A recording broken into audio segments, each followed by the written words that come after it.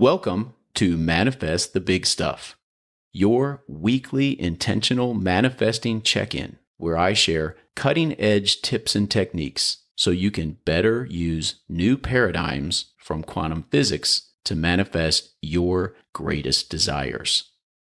Today, we're taking on a hugely important topic to many: how to stop caring so much about what other people think of you.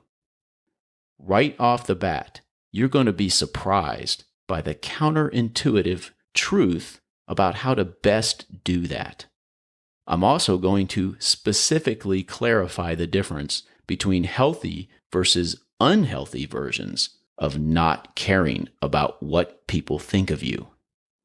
And you won't want to miss my reveal of a key foundation which keeps you so satisfied with your own efforts that you worry much less about what others think of you than you might have imagined possible.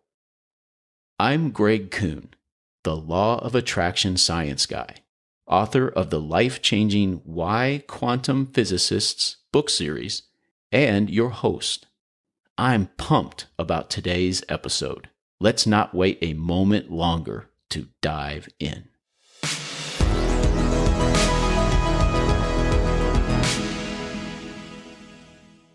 Caring too much about what other people think of you affects a lot of people.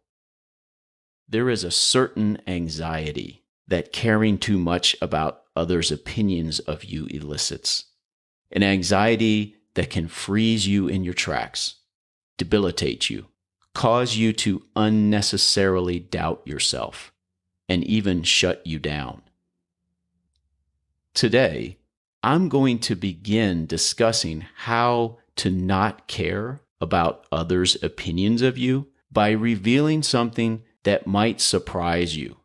But please, hear me out. One of the best ways to stop caring what other people think of you is to care more about what other people think of you. I know that sounds weird, but here's what I mean. If you want to care less about some people's opinions of you, become more intentional about whose opinions you're caring about, and then double down on how much you care about those people's opinions.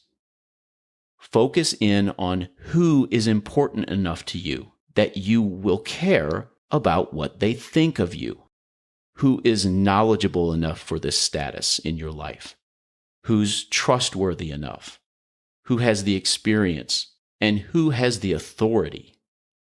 You can call these people your circle of trust. And then these people who you have deemed worthy, satisfy them.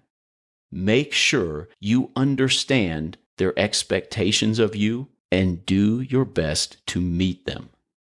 Care deeply about what these folks think of you.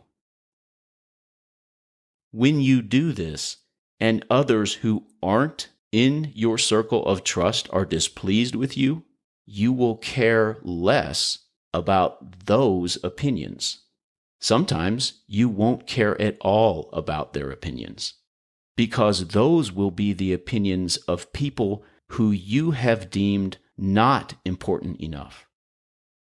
Intentionally caring more about the opinions of those who deserve your trust naturally emphasizes the unimportance of the opinions of those who don't.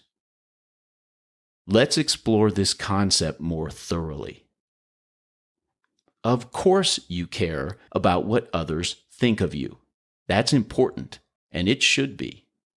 Other people, places, and things, after all, manifest 25% of you.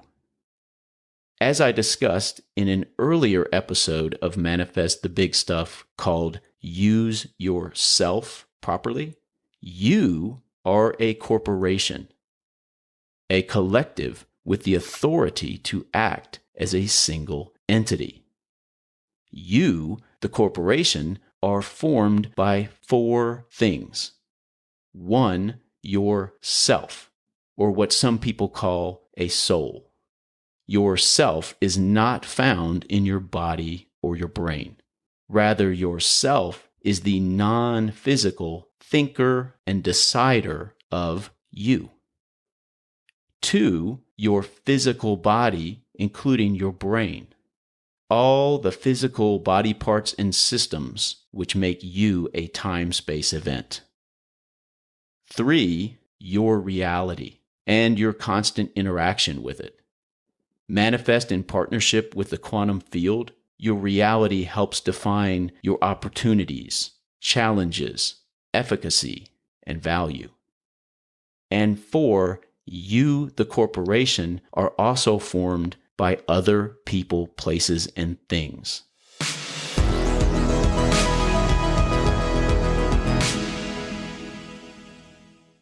The feedback from other people, places, and things helps form your value, both perceived and actual.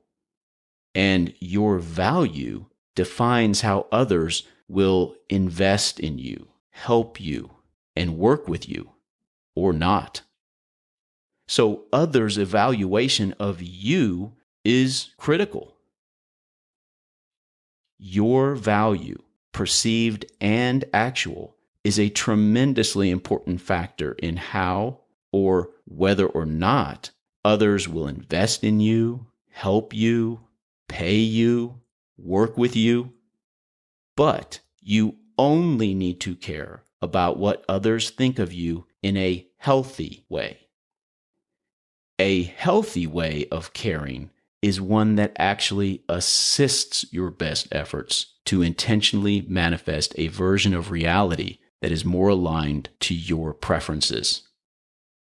We'll discuss what it looks like to care about what others think of you in a healthy way momentarily. But first, what's an unhealthy way to care about this? There are 3 telltale signs of an unhealthy level of caring about what others think of you. First, your feelings will tell you that you're caring about what others think of you in an unhealthy way, especially when you are angry about their opinions of you, when you become defensive. Second, your actions will tell you. Hiding or being evasive about what you're doing because you don't want them to know is a telltale sign. And third, your focus will tell you. When you play someone's critical opinions of you over and over in your mind, when you're unable to let go of someone's opinions of you.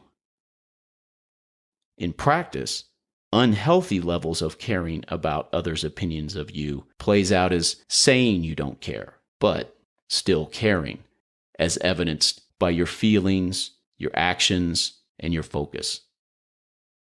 It often plays out as conversations with that person in your head, where you defend yourself and argue against their opinions or criticisms of you.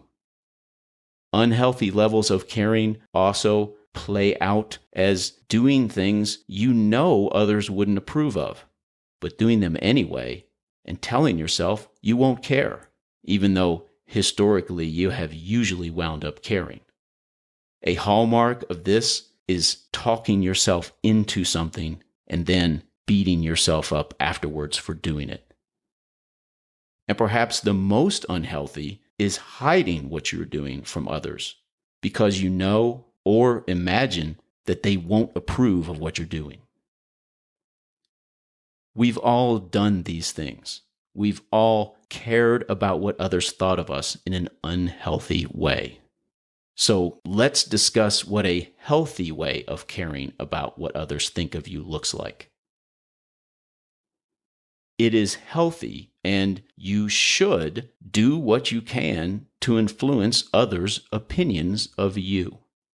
Give your best effort, always, to follow quality hypotheses or plans to manifest the reality you truly desire. Be intentional about selecting people whose opinions you value enough to satisfy. And as appropriate, make sure all of those parties understand your goals, your game plan or hypothesis, and the expectations surrounding your efforts. As appropriate, be completely transparent. As appropriate, provide self-accountability. And by as appropriate, I mean commensurate with the importance, trustworthiness, and authority of the other people. The clearer you are about those things, the better. The more open and thorough, the better. A basic rule of thumb here is keep going until you've created a positive checkmate for yourself. A positive checkmate occurs when it's nearly impossible for you to hide whether or not you're doing what you say. What do you do when others are unhappy with you? When the value they are assigning you is lower than you want or need it to be, and when you are hearing about this from these people directly. Even when someone isn't in your circle of trust, give yourself the following litmus test under those circumstances. Ask yourself, would what I'm doing here satisfy me were the roles reversed? Keep your answers private so that you have carte blanche to answer them bluntly and honestly. If your answer is yes, what I'm doing here would truly satisfy me, you're probably doing all you can. Just stay open to learning that you might need to step up in regards to what it should take to satisfy yourself.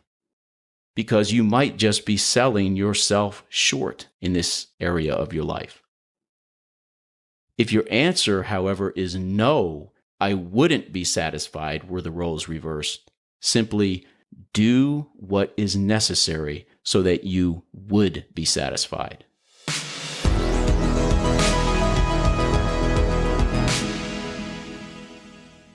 An incredibly effective way to put this into action is to use a technique I call satisfy your critics, a technique I've talked about quite a bit on Manifest the Big Stuff. To satisfy your critics, first, make sure you are 100% clear on your critics' expectations and how you should be meeting them. Then, if their expectations are legal, ethical, moral, and reasonable, fulfill them. Make sure you are transparent with your critic and with third parties as appropriate. Transparent about the expectations you will be fulfilling and how you will fulfill them. That way, everyone will see when you do fulfill them. And this will either satisfy your critic or it will expose your critic's hidden agenda, revealing that their criticism of you was fraudulent. Also important when others' opinions of you are displeasing or upsetting, always ensure your best effort is being given. Once again, keep your answers private so that you can be as blunt and honest with yourself as possible. Review your form. Are the best practices you're following truly the best available, the most helpful? Seek out new sources of best practices to amend what you're doing as needed. Examine your hypotheses. Are you supporting those best practices holistically? What else can you do to support your best efforts to follow form? And above all, when another's opinion of you is troubling, remember, yourself is the thinker and decider of you. Thus, you should be receiving any criticisms. If a criticism is being made to you directly from the critic, you can authentically rejoice because that means you're still part of the solution. What if someone's upsetting opinion of you isn't delivered to you directly, however? What if a criticism is coming to you secondhand? As long as that information isn't a warning of impending or imminent danger, you can usually give yourself permission to ignore it as an actionable item. Why? Because a messenger has always altered the information. Even if not intentionally, a messenger can't help but alter the information because of their own filters and their perceptions of you. So when you get criticism secondhand, always tell the messenger, please do me a favor. The next time you hear something like this from someone, please tell that person to come speak to me directly about it. I really want to hear it from them. Do this every time you receive secondhand criticism. Either the critic will come talk to you themselves, or that messenger will stop relaying criticism to you. Both are great outcomes for you as an intentional manifester. The first outcome allows you to learn and adjust if appropriate and necessary. The second outcome means the criticism wasn't important enough for the critic to follow through, and you can ignore it and let it go. Since yourself is the CEO of you, you can also take advantage of a core principle of being a CEO, a principle that massively assists you in caring much less about what others think of you. A CEO is judged on their results, on how effective their leadership is upon the corporation's bottom line. And as CEO, you too are being judged on your results. You can't stop that from happening, nor would you want to. So be clear and transparent about your vision for you and the reality you desire to manifest, about your plans to manifest that vision, and about the ways you are enacting those plans. But although you're being judged by others on your results, don't judge yourself on the outcomes of your actions.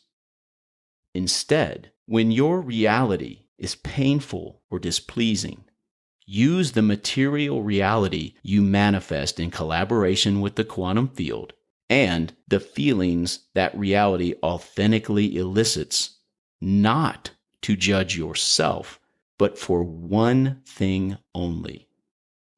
Use your results to inform and revise your vision, plans, and actions as needed.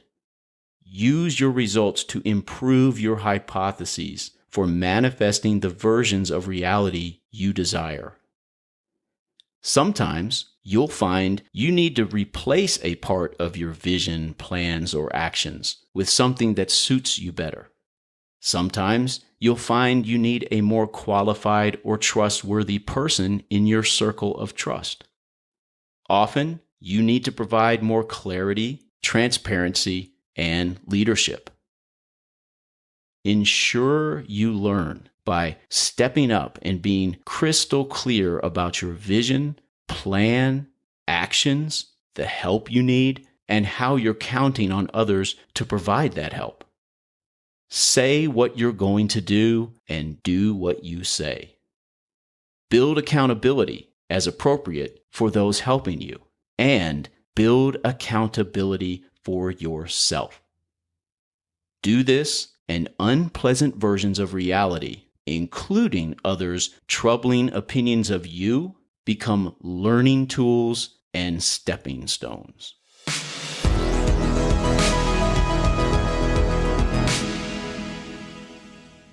And now, my quantum tip, a brief, powerful takeaway that you can employ right now to more intentionally manifest your reality. Many parts of reality are fun, rewarding, enriching, fulfilling, and joyful. Parties, money, vacations, and accomplishments are all examples of special things and experiences. Yet, even with something you might consider objectively special or special to anyone, the specialness of your reality is 100% inside you. A special thing or experience is not conferring fun and joy upon you. You are the source. A great example of this is the Christmas holiday. If you believe American culture and advertising, then you believe Christmas is objectively fun and joyful for everyone. For children, it might be the absolute ultimate for fun and joy.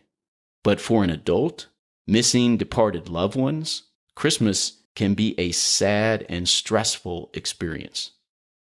When something is fun and joyful, it is simply reflecting what's inside you, reflecting your beliefs.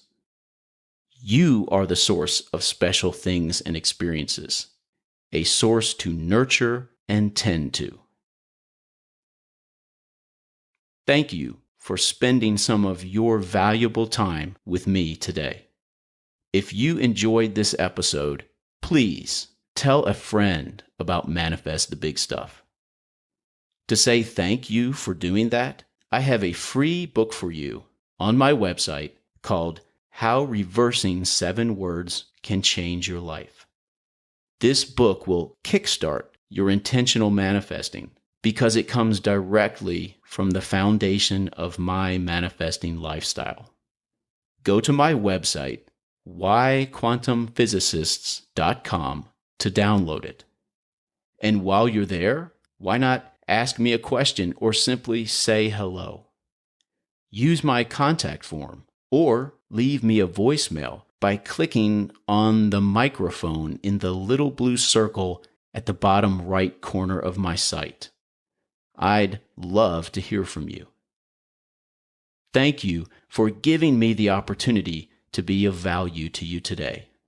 I look forward to having more opportunities to be of value to you again real soon.